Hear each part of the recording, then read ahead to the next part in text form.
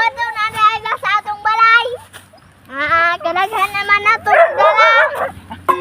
Halos pinabakadala. Sumuday na guys, mga ito na tayo sa atong balay.